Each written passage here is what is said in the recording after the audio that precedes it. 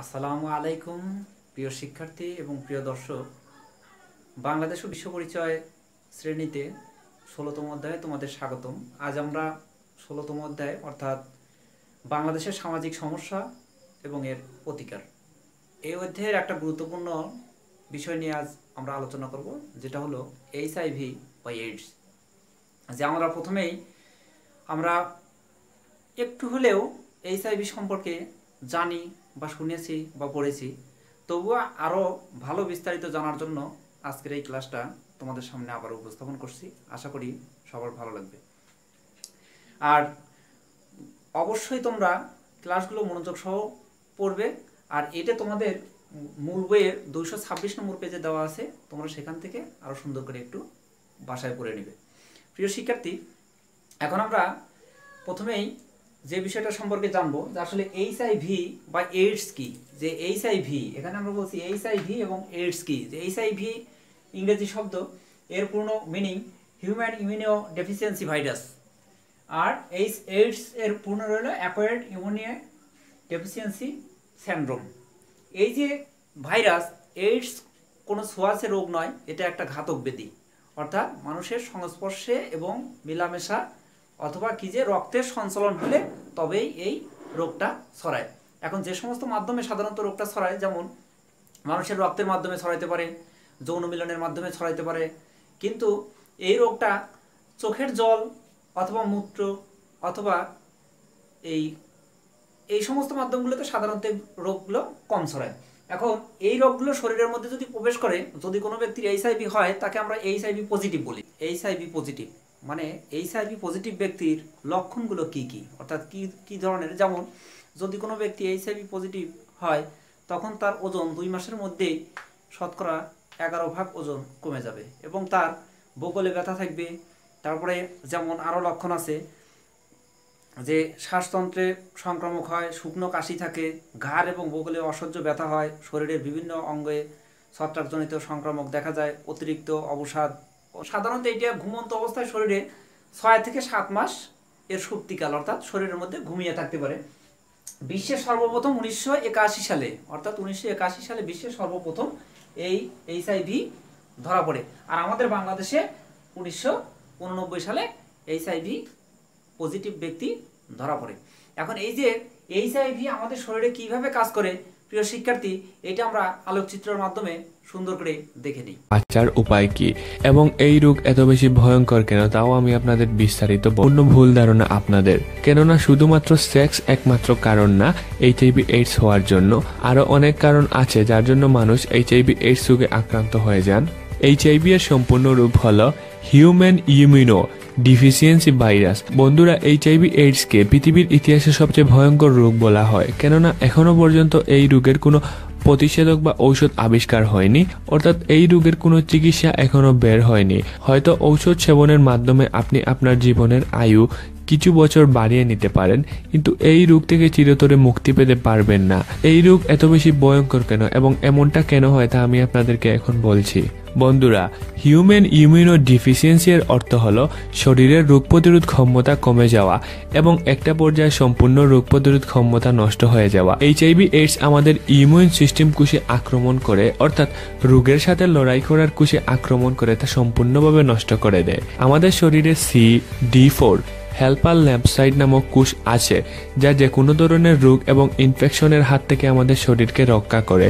এই কোষ ক্ষতিকর ব্যাকটেরিয়ার সাথে লড়াই করে তা ধ্বংস করে দেয়, যার ফলে আমাদের শরীর যে কোনো ধরনের রোগের সাথে লড়াই করে সুস্থ হয়ে উঠতে পারে। বন্ধুরা, যে কোনো বড় থেকে বড় রোগ আমাদের শরীরের জন্য ঠিক আছে, কেননা তা শরীরের বিভিন্ন আলাদা আলাদা অংশে আক্রমণ করে এবং আমাদের ইমিউন সিস্টেম কোষ উক্ত বড় থেকে বড় রোগের সাথে লড়াই করে শরীরকে সুস্থ করে তোলে। অর্থাৎ আমাদের ইমিউন সিস্টেম কোষ কম্পিউটারের অ্যান্টিভাইরাসের মতো, যা ভিতরে আসা সব ভাইরাসকে মেরে ফেলে। এবার একটু চিন্তা করুন, কি হবে যদি সেই অ্যান্টিভাইরাসই নষ্ট হয়ে যায়। তাহলে যদি আমাদের কম্পিউটারের অ্যান্টিভাইরাস নষ্ট হয়ে যায়, তাহলে আমাদের কম্পিউটারে আসা যে কোনো ভাইরাস থেকে কম্পিউটারকে কে রক্ষা করবে? ঠিক একইভাবে এইচআইভি এইডসের ভাইরাস আমাদের ইমিউন সিস্টেম কোষে আক্রমণ করে, যা আমাদের শরীরের অ্যান্টিভাইরাস। যদি একবার এইচআইভি এইডসের ভাইরাস আপনার শরীরে প্রবেশ করে ফেলে, তাহলে তা শরীরের ইমিউন সিস্টেম কোষকে পুরোপুরিভাবে নষ্ট করে দিবে, যার ফলে আপনার শরীর রোগের সাথে লড়াই করার ক্ষমতা হারিয়ে ফেলবে। এবং এমন অবস্থায় যদি শরীরে সামান্য জ্বর বা শরীরের কোথাও সামান্য কেটে যায়, তাহলে তা কখনোই ভালো হবে না, কেননা রোগকে ভালো করার কোষ আগে থেকেই মারা গেছে। যদি এমন অবস্থায় কোনো বড় থেকে বড় রোগ হয়ে যায়, তাহলে তা কখনোই ভালো হবে না, উল্টো আরও খারাপ অবস্থায় পরিণত হবে, যার ফলে আপনার মৃত্যু খুব তাড়াতাড়ি হয়ে যাবে। ইমিউন সিস্টেম কোষ আমাদের ভেতর থেকে শরীরকে রক্ষা করে, ক্ষতিকর ব্যাকটেরিয়ার সাথে লড়াই করে, এবং যদি আমাদের শরীরের এই সুরক্ষা প্রণালী নষ্ট হয়ে যায়, তাহলে কে আমাদের শরীরকে রোগের হাত থেকে রক্ষা করবে? তো বাহির থেকে দেখতে গেলে এইচআইভি আমাদের কোনো ধরনের ক্ষতি করে না, কিন্তু আমাদের শরীরের রোগ প্রতিরোধ ক্ষমতাকে নষ্ট করে দিয়ে আমাদের সব থেকে বড় ক্ষতি করে, যা খুব সহজে আমরা বুঝতে পারি না। এবং এইচআইভিকে চিনারও কোনো লক্ষণ নেই, এর ফলে আমাদের শরীরেও কোনো ধরনের পরিবর্তন আসে না। শুধু এতটুকু মনে রাখবেন, যখন শরীরের কোনো অংশে জখম বা অন্য কোনো রোগ দীর্ঘদিন থেকে ঔষধ সেবন করার পরও ভালো হচ্ছে না, তাহলে বুঝে নিতে হবে আপনার হয়তো এইচআইভি এইডস হতে পারে। এমন অবস্থায় দেরি না করে রক্ত পরীক্ষা করে যাচাই করে নেবেন। এখন আমি আপনাদেরকে বলবো কিভাবে এইচআইভি এইডস থেকে বাঁচা যায়। এখন আমাদের জানা উচিত, যদি কোনো ব্যক্তি এইচআইভি পজিটিভ হয়, তাহলে সেই ব্যক্তি কিভাবে এইচআইভি থেকে মুক্ত পাবে বা তার করণীয় কি। আমরা যদি কোনো ব্যক্তি এইচআইভি পজিটিভ হয়, তখন সেই ব্যক্তির ধীরে ধীরে রোগ প্রতিরোধ ক্ষমতা হ্রাস পেয়ে যাবে। তখন তার যে সামান্য অসুখ, জ্বর, সর্দি, ঠান্ডা যেটাই হোক না কেন, ওই অসুখ থেকে সে আস্তে আস্তে আস্তে আস্তে একদম মরণের দিকে ধাবিত হবে। প্রিয় শিক্ষার্থী, আমরা অবশ্যই কি কি উপায়ে এই রোগ থেকে নিস্তার পেতে পারি বা এই রোগকে আমরা প্রতিরোধ করতে পারি, এর প্রতিকার আমরা ভিডিও চিত্রের মাধ্যমে দেখে নিই। আমি আপনাদেরকে বলবো কিভাবে এইচআইভি এইডস থেকে বাঁচা যায়। প্রথমত, এইচআইভি এইডস হয়েছে এমন কোনো ব্যক্তির সাথে মেলামেশা একেবারে বন্ধ করে দিতে হবে। এই রোগ ছোঁয়াচে খাবারের মাধ্যমে বা বায়ু দূষিত কোনো কারণে ছড়ায় না, বরং অভ্যন্তরীণ কারণ যেমন সেক্স, ব্লাড শেয়ারিং, ব্যাকটেরিয়া ইত্যাদির কারণে ছড়ায়। এবার আমি আপনাদেরকে কিছু সেফটি টিপস বলে দিচ্ছি, যা আপনাকে সচেতন থাকতে সাহায্য করবে। প্রথমত, যে কোনো এইচআইভি এইডস ভাইরাসের শিকার এমন কারো সাথে ভুলেও যৌন মিলনে লিপ্ত হবেন না, কেননা এর ফলে এই রোগ খুব সহজে এবং খুব তাড়াতাড়ি ছড়াবে আপনার মাঝে। যদি আপনি একজন মহিলা হন এবং আপনার এইচআইভি এইডস হয়েছে, তাহলে বুকের দুধ বাচ্চাদের পান করাবেন না, এই কারণেও এইচআইভি ছড়ায়। যদি আপনি কোনো হসপিটাল থেকে রক্ত গ্রহণ করেন, তাহলে অবশ্যই রক্ত পরীক্ষা করে যাচাই করে নেবেন যে রক্তে এইচআইভি এইডসের ভাইরাস আছে কিনা, কেননা রক্তে যদি এইচআইভি এইডসের ভাইরাস থাকে এবং আপনি সেই রক্ত গ্রহণ করেন, তাহলে আপনার মধ্যেও এইচআইভি ছড়িয়ে যেতে পারে। এবং এই রোগ ইনজেকশনের মাধ্যমেও ছড়ায়, তাই আপনি যখন ইনজেকশন ব্যবহার করবেন তখন নতুন ইনজেকশন ব্যবহার করবেন। তৃতীয়ত, ব্লেডের মাধ্যমেও এই রোগ ছড়ায়। যদি কোনো এইচআইভি আক্রান্ত ব্যক্তি শেভিং করার সময় হালকা কেটে ফেলেন আর রক্ত ব্লেডে লেগে যায়, এবং যদি আপনিও উক্ত ব্লেড দিয়ে শেভিং করে ফেলেন ও আপনারও যদি হালকা কেটে যায়, তাহলে ব্লাড শেয়ারিং হওয়ার ফলে আপনারও এইচআইভি হয়ে যাবে। তাই সব সময় নতুন ব্লেড ব্যবহার করবেন। এবং রেস্টুরেন্টে খাওয়া দাওয়া করার সময় লক্ষ্য রাখবেন সামনে বসা ব্যক্তির হাতে কোনো জখম বা গা আছে কিনা। যদি ওই ব্যক্তির রক্ত খাবারের সাথে মিশে যায় এবং আপনিও তা খেয়ে ফেলেন, তাহলে আপনারও এইচআইভি এইডস হতে পারে।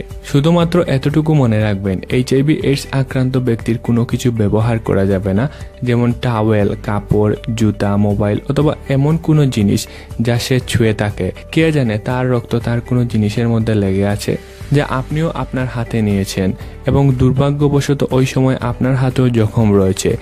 এমন অবস্থায় এইচআইভি এইডসের ভাইরাস আপনার শরীরেও প্রবেশ করতে পারে এবং আপনারও এইচআইভি হতে পারে। তাই সব সময় সচেতন থাকবেন এবং কি করছেন না করছেন একটু খেয়াল করে করবেন। এইচআইভি এইডসের চিকিৎসা কি? বন্ধুরা, আপাতত এর কোনো চিকিৎসা নেই, তবে ঔষধের সাহায্যে আপনার জীবনের কিছু বছর আয়ু বাড়িয়ে নিতে পারবেন, কেননা এইচআইভি ভাইরাসকে নষ্ট করার মতো ঔষধ এখনো পর্যন্ত আবিষ্কার হয়নি।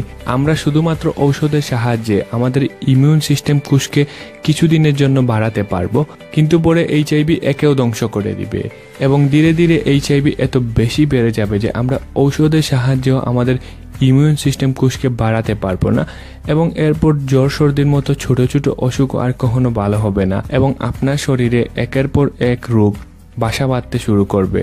সো বন্ধুরা, আমি এই দোয়াই করব যে এই ধরনের প্রাণঘাতী রোগ যেন কারো না হয় এবং আপনারা সর্বদা সুস্থ থাকেন, ভালো মানের খাবার খান, নিয়ম মেনে ঘুমান এবং শারীরিক ব্যায়াম করতে থাকুন এবং সুস্থ থাকুন। সাধারণত এইচআইভি পজিটিভ কোনো ব্যক্তি সামাজিকভাবে পারিবারিকভাবে সে কী হয়, সবার কাছে অবহেলিত এবং লাঞ্ছিত, বঞ্চিত, যার কারণে এইচআইভি পজিটিভ ব্যক্তি এইচআইভি পজিটিভ হওয়ার সঙ্গে সঙ্গে তার দেহের মৃত্যু না হলেও আত্মার মৃত্যু হয়ে যায়। সুতরাং এই ক্ষেত্রে আমাদের অবশ্যই তার প্রতি সহযোগিতা এবং সহমর্মিতা এবং আমাদের সহানুভূতি দেখানো উচিত।